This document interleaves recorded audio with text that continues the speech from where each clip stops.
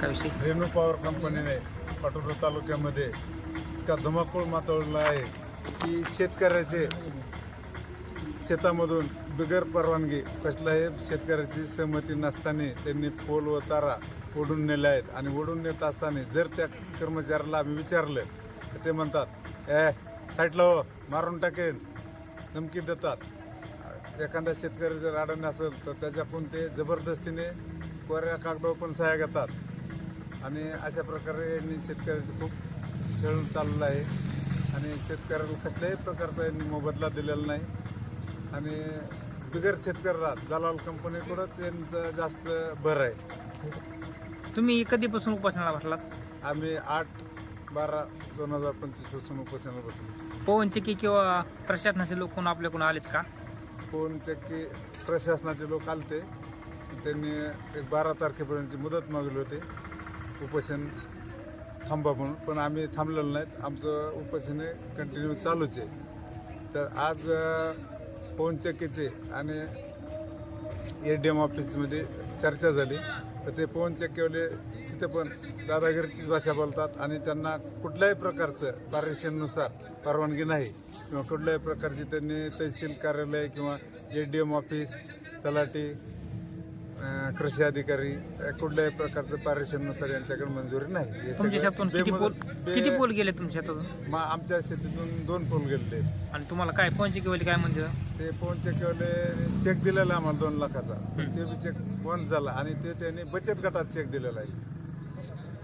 बचत गटाचा संघर्ष शेतकरी बचत गट म्हणून चेक दिलेला आहे. ते आम्ही चेक बाउन्स केलेला आहे त्यांच्याकडे खात्यावर पैसे नसल्यामुळे. पवन चक्की कंपन्यांनी धुडगूस घातलेला आहे. त्यापैकी रेणू पॉवर कंपनी जी कंपनी आहे त्या कंपनीने चुमडी शिवारात शेतकऱ्यांना विश्वासात न घेता, तहसीलदार साहेबांची किंवा ADM साहेबांची परवानगी न घेता रानात पोल रोवलेले आहेत बळजबरीने. आणि त्यांचा मावेजा त्यांनी आतापर्यंत दिलेला नाही. आम्ही 8 तारखेपासून इथं उपोषण करीत आहोत.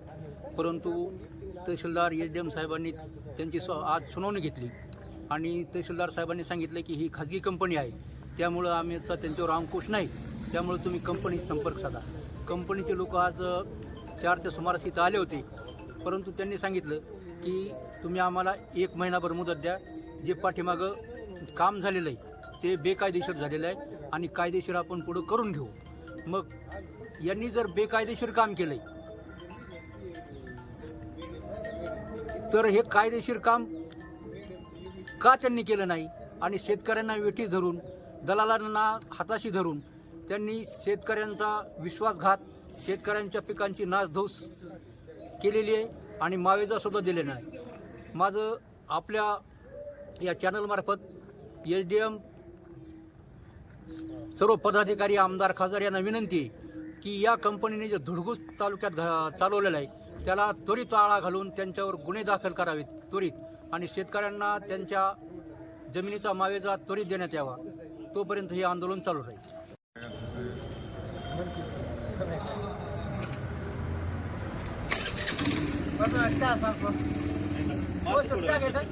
चक्कर मारतो थोडं.